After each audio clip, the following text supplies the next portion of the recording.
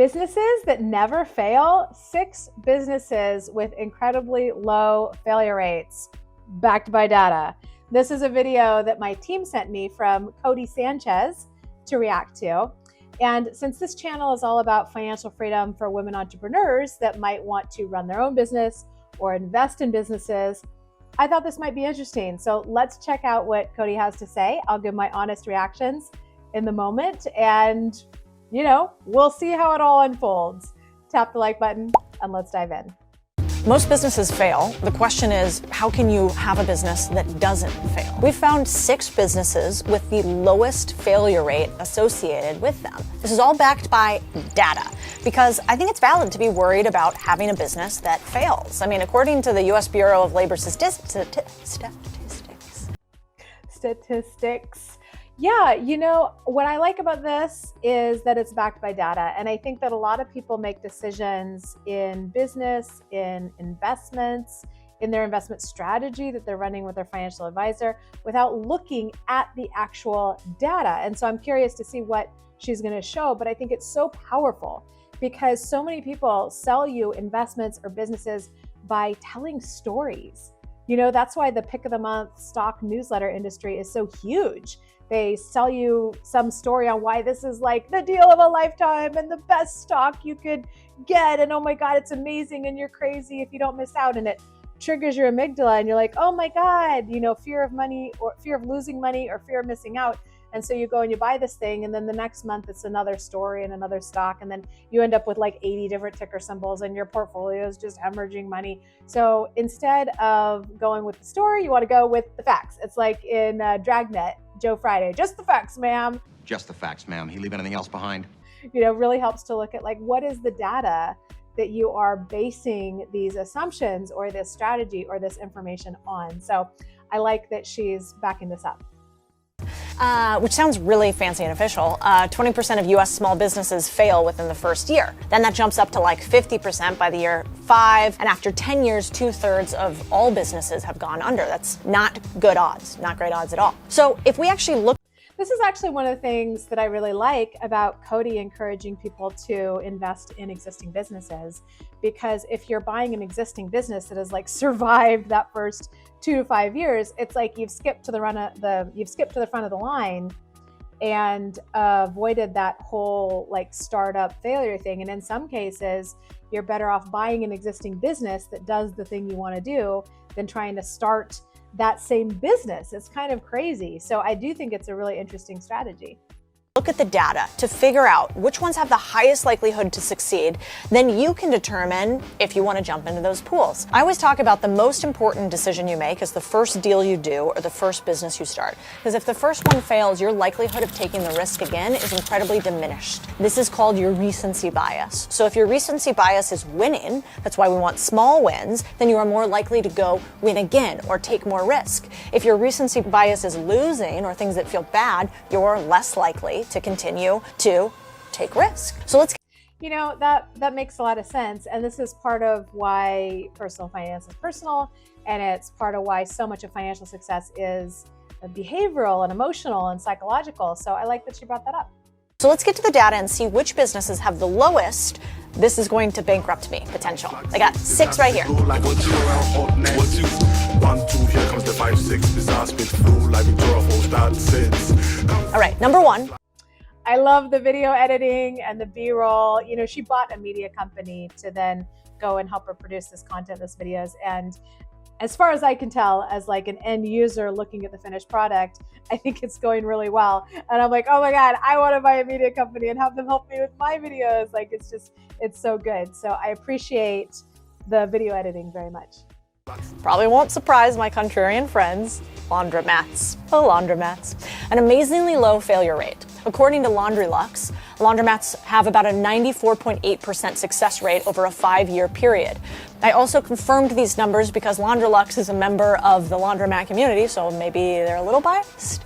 And the Chamber of Commerce did a study in partnership with Speed Queen where they show that they have about a 93% success rate. So somewhere in the 90s, let's call it. Again, nothing's guaranteed. I also love Laundromats. I mean, what a great business, to be able to create like mostly passive income. And with Codie talking laundromats so much and gaining more of a following, I wonder if it's getting harder to find those kind of deals. But just like as a business concept, I think it's a really great, mostly passive business if you can do it right and if you can get it.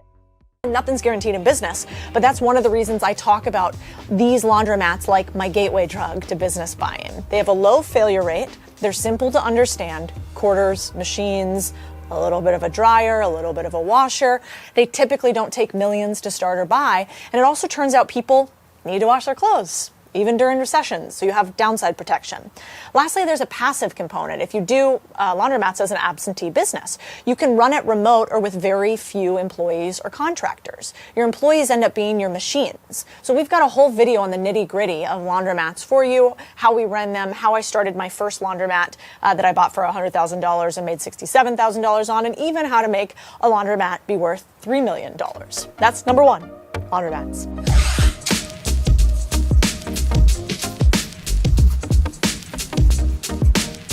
Number two, rental property businesses. I think it was Andrew Carnegie that said 90% of all millionaires become so through owning real estate. More money's been made in real estate than almost all industrial investments combined. So maybe it makes sense that they have an 85.3% success rate. Why is real estate interesting, and why does it have a low failure rate? Well, one is because, again, it's a simple business with hard assets. So, you have your house, the market is really efficient. So typically your house is worth what the market says that it is. There's not a lot of room for variance there or change. You typically have monthly cash flow in the form of rental income. It's pretty easy to model because up front, I have to pay X in mortgage and I have to pay Y from my renter. And here's the delta or the difference between the two. Also interesting part. Okay. So like just the rent minus the mortgage, there's a lot more to that. So first of all, I agree. Rental real estate, can be fantastic. It's made a huge percentage of millionaires. There's huge opportunity there. I was kind of surprised that she brought it up as a business because I was like, wow, I don't really think of that as a business so much as an investment. It's like it's an asset. But then, it is a business too, especially if you're, building up a portfolio, then it becomes like a real business as opposed to just like, one house or one duplex or something like that. But one thing you definitely want to keep in mind is that if you are crunching the numbers on rental property, you start with the rent, and then you also have to factor in vacancies because usually it's not going to be rented 100% of the time. Hopefully it is, but usually there's some kind of vacancy rate. If you're not going to manage it yourself, then it's good to factor in property management. It's good to factor that in anyway, because that's like, if you're going to be spending that time on it, you want to get paid for it, right? Or no, you could hire somebody else at some point. So I think it's good to factor it into the equation, even if you plan on doing your own property management. You're going to have the mortgage. Yes, if you're financing it, you're also going to have taxes, property taxes and insurance, special assessments, maybe even HOA, and those things may or may not be bundled into the mortgage. HOA is probably not bundled into the mortgage, but sometimes people include their taxes and insurance in the mortgage, but you have to, account for them one way or another. And then you have occasional, repairs on the property, put in some kind of, percentage or fudge factor for that. And sometimes you have to pay some of the utilities. So it might be your responsibility to pay some of the electric, water, garbage if the units aren't separately metered, or if it's just not rented right then. So there, and then little things like advertising expenses and landscaping and cleaning. And so all of those things, you really need to consider all the expenses, not just the rental income minus the mortgage. So just, PSA, make sure to keep that in mind when you're looking at rental properties, that it's a little bit more complicated than that, but still totally legit strategy. Parts about real estate are obviously things like appreciation baked in, 4% a year on average, or my favorite word, leverage. This is the form of mortgages, right? So you have the ability to use somebody else's money in order to buy real estate. And then that also allows you to have tax benefits like 1031 exchanges where you sell to defer capital gains, depreciation and amortization, which basically are a different way for you to take write-offs on your taxes overall. There's also great tax benefits to being a real estate investor only. And then there's the passive component in that you could just hire a property manager. There's no such thing as free money. with no work, but real estate prices are interesting if you're in the right cycle of the market. Now, right now, I think real estate's priced pretty high, but falling fast. I'm in California today. Real estate prices are down like 20 to 30% here. And you need to think about, can I qualify for a loan? Can I cover the mortgage? But this success rate is probably there for all the reasons that we talked about. You know, even if you're making a small percentage monthly, like the average rental property nets about $462 a month. So it's not going to make you a billionaire, but you probably can understand how to grow the business, how not to grow the business, and what a good deal looks like with a little bit of work.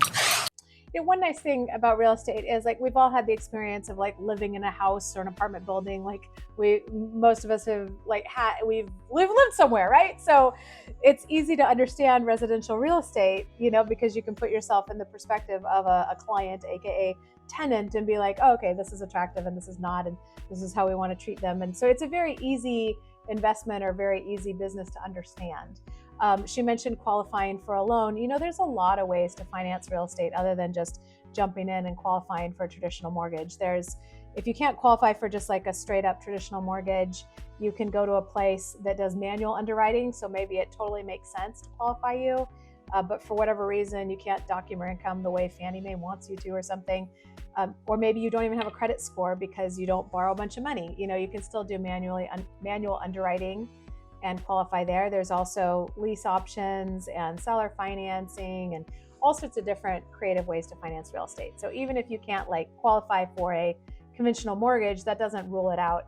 And probably the easiest place to start is just with the house that you live in. You know, one of my favorite wealth hacks is to buy a place that's a little bit bigger than what you need for yourself and then rent out the extra rooms or the extra units. And now you control a larger asset.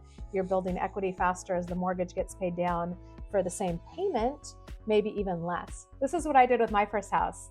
I was originally looking at like 1 and 2 bedroom condos in the $200,000 range.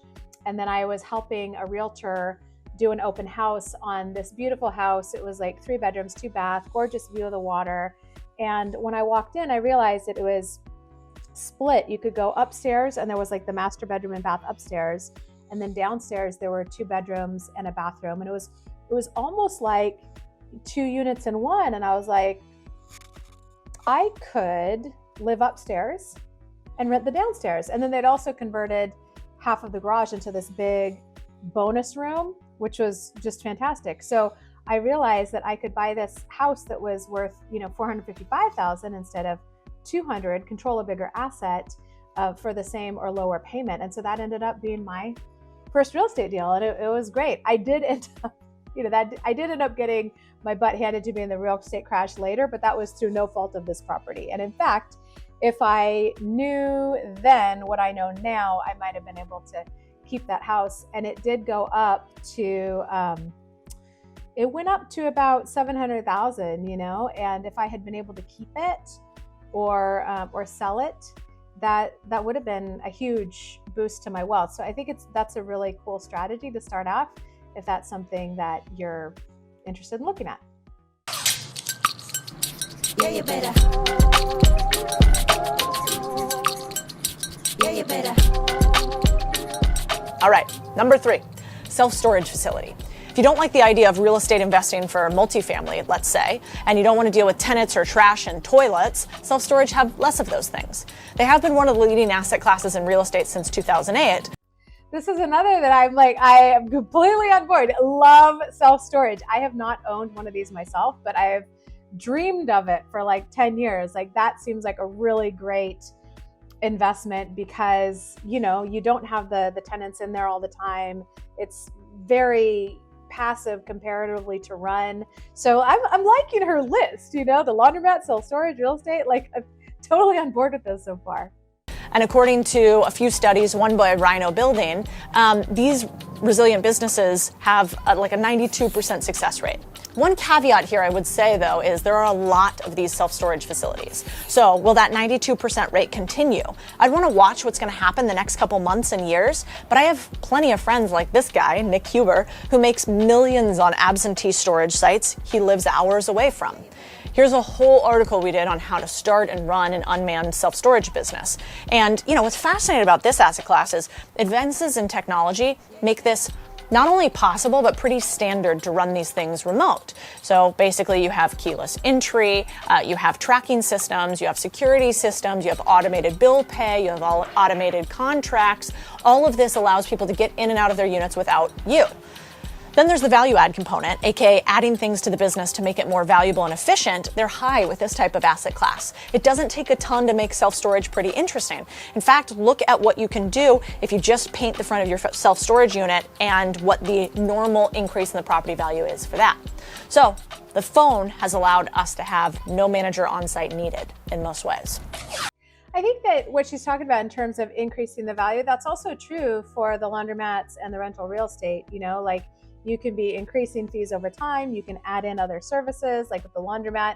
Maybe there's like a laundry service component that you add in. With the rental property, you can offer to finance a big screen TV for them and like add that to the rental and kind of like rent to own the TV, as well as just pay for the unit. You can add vending machines to all these different locations. There's so much that you can do to increase the passive income and increase the value. So I think that what she's talking about applies in multiple scenarios here.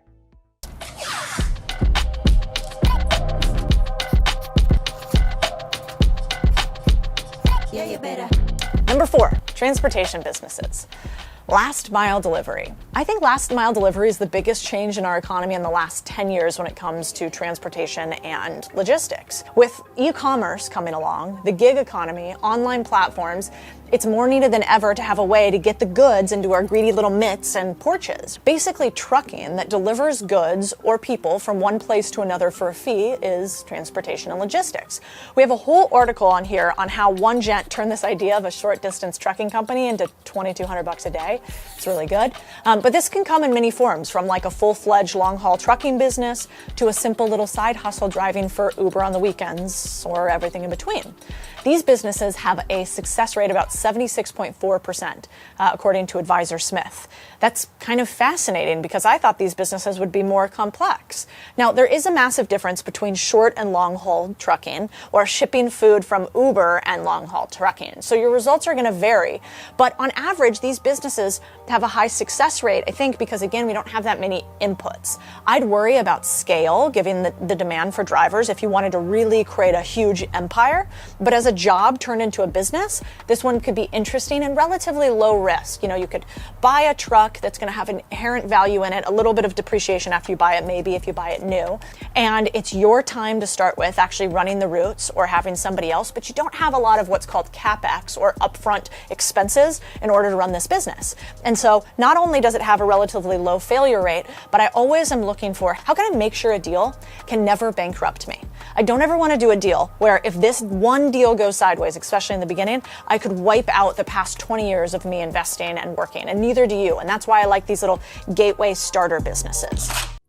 See, that to me, the trucking, that feels a lot more like a job than a business. I mean, I guess it's technically a business if you're buying the truck and you're delivering the service. And I mean, you could put that on a Schedule C on your taxes, or even start a corporation or LLC and have it be a business. But that's like way more something that you are, working in than a laundromat or an investment property or a storage unit. So not loving that as much.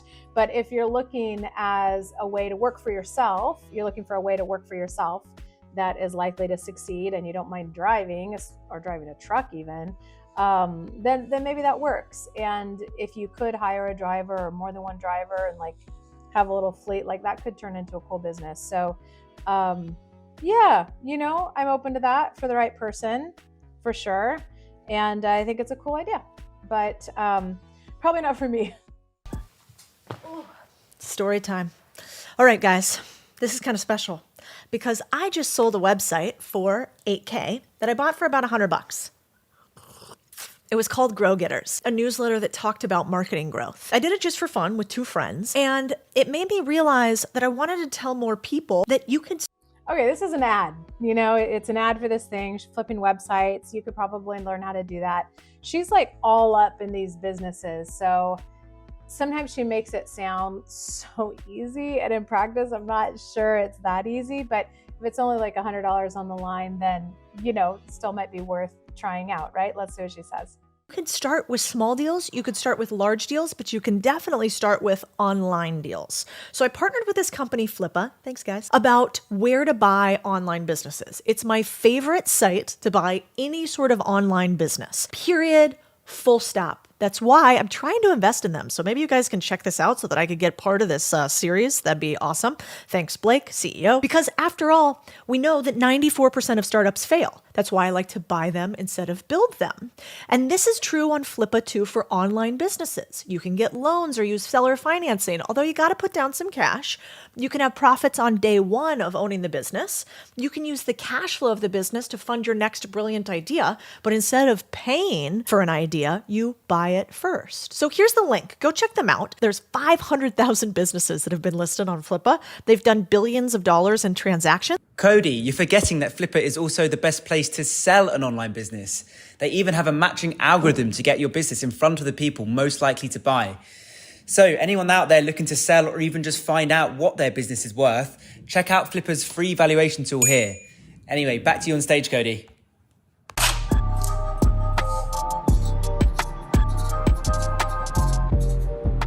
Speaking of maybe my favorite intro starter business, vending machine routes.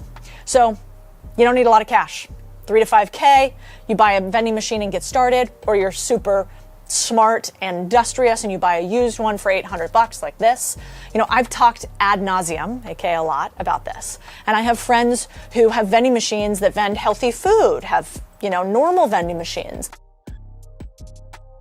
Ooh, is this name dropping? I guess it might be, but all this to say that Candace Nelson has become an internet bud of mine lately, and she is the founder of Sprinkles Cupcakes. She created Sprinkles Cupcakes vending machines. Brilliant idea. She definitely made more than a few grand on that thing. I don't want to make a big deal about this, but if you do not think that red velvet cupcakes from Sprinkles are the best cupcakes out there, like, I don't know if we can be friends. I think it's unavoidable. Once you have your vending machine, a couple different things you need to do for it. Find a well-trafficked location, negotiate to put it in for, you know, as a service or for a rental fee, then fill inventory. Great little starter business. I wouldn't do it if I was a pro or wanted to make a lot of money, meaning if I wanted to make hundreds and hundreds of thousands of dollars a year, this business is probably really good for your first 20, 30, 50, maybe you could get to $100,000. But it's a great business to learn things like P&Ls, logistics, pricing, margins, managing a few contractors or running it by yourself. You start small, it's not going to bankrupt you, you figure out how the business works, and then you slowly expand, and this business has more than a 90% almost success rate. Then you could eventually have a bunch of them, roll them up and sell them as a group, like these companies do. So the actual success rate for a vending machine business varies from 90%, according to Drop Vending, who's in the space, or 82% success rate, according to the US Bureau of Labor. There are a slew of billion-dollar vending companies, which is interesting also because it does show that you can scale this space, although I think it'd be a hard slog. So when you combine the low failure rate, affordable startup cost, and simple operations of this business, I really like this starter business for people who want to hustle. I like that too, as a little starter business or, you know, starter investment. And actually, this was my first passive income investment other than like savings, you know, or interest on my savings account or interest on a money market account or certificate of deposit. So what I did was I bought a little vending machine, not the big fancy ones she showed, but just one of those little ones that you sometimes see in somebody's office with like the two parts. And I put peanut M&Ms on one side and I put regular M&Ms on the other side. I bought that little vending machine for $500 and I placed it in the lounge at my fencing club because I used to be nationally ranked in the Olympic sport of fencing. And I was at my club training 4 or 5 days a week anyway. And I get what she was talking about because it was a really good experience learning about business because I got to look at like, what is the cost of one M&M? You know, I would buy the M&Ms from Costco, look at how many M&Ms were in the bag, and then how many M&Ms did I want to give the other fencers for their 25 cents. And so I could then see what my profit margin was per sale. It was my first time learning how to calculate profit margin. And I discovered that I was making $25 a month after donating 10% back to the junior fencing program. So if you do the math on that, $25 a month times 12 divided by my initial $500 investment, that is a 60% return on investment, 60% return on investment. Like, that's pretty great. And then all of that money can be going into buying other assets, maybe other vending machines, real estate stock, whatever it is. And so it is a really fun way to start. That was like a way to start small, right? This is like 20 years ago, but really great returns. And I would say that the trickiest part is finding the location, right? So before you go put money into a vending machine, even if it's only a few $100s, like, see if you can get a location to commit. And usually it's probably going to be like a local business that you have some kind of relationship with, and see if you can set that up. Or look at possibly buying a route from somebody else that set it up and now wants to scale up, like she was talking about, because that's probably the trickiest part, is finding that place to put it. And then beyond that, it's awesome. It's awesome. So have fun with that.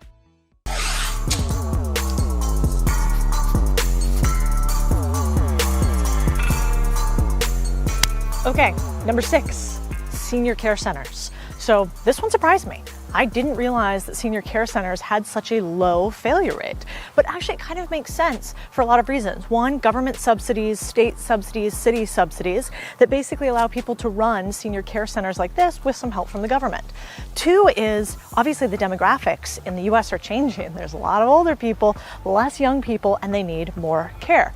Now, originally, when I thought of these ideas, I was like, what are some beginner ways to do this? You can't buy, I mean, this property right here costs tens of millions of dollars.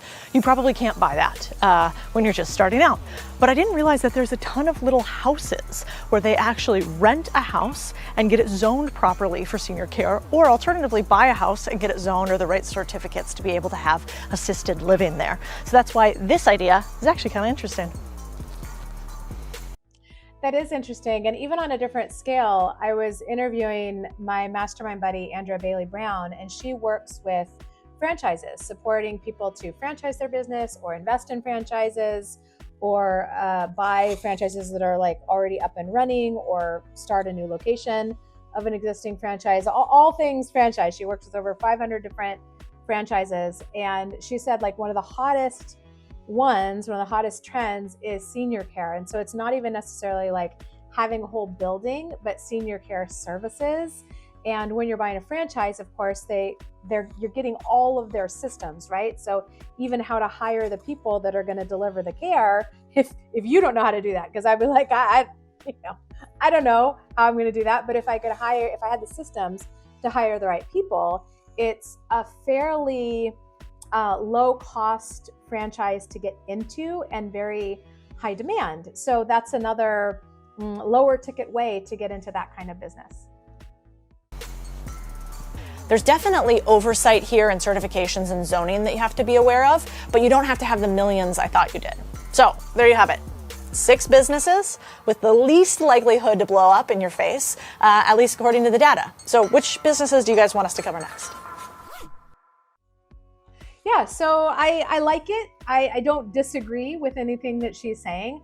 I think the only thing about this is if you are the kind of person that wants to start a business and it's not starting a business like around your personal passion, because a lot of the people I work with, they're coaches, artists, people that have some kind of gift to share with the world, and they want to build a business around that gift, around that message, around being the change that they want to see.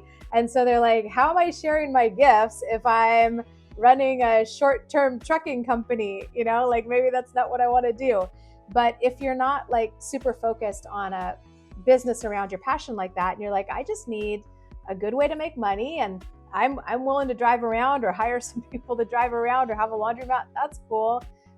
Or you're interested in investing in a business like that as more of a passive investment, which would be more my bag, then these can be good businesses to look at. So overall, great video, super appreciate it. If you thought this was helpful and interesting, tap the like button for the YouTube algorithm. And if there are any other videos you want to see me react to, let me know in the comments. Thanks for watching and have a wonderful day.